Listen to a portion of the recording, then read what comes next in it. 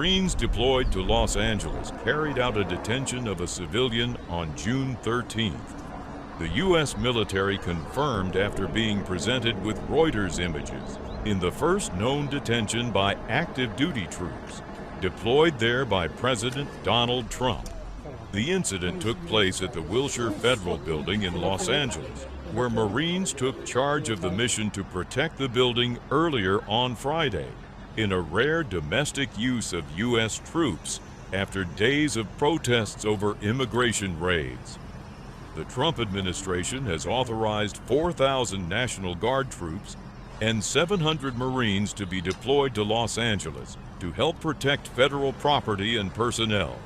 U.S. Army Major General Scott Sherman, who commands the task force of Marines and Guardsmen, said that about 200 Marines had moved into the city so far.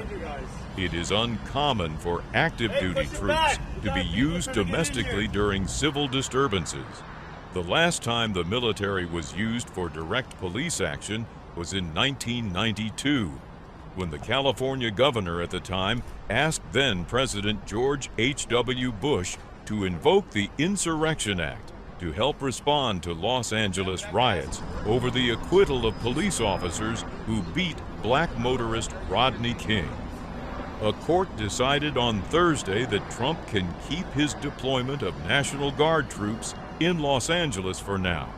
The Ninth U.S. Circuit Court of Appeals decision temporarily paused a lower court ruling that blocked the mobilization, although it does not mean the court will ultimately side with him.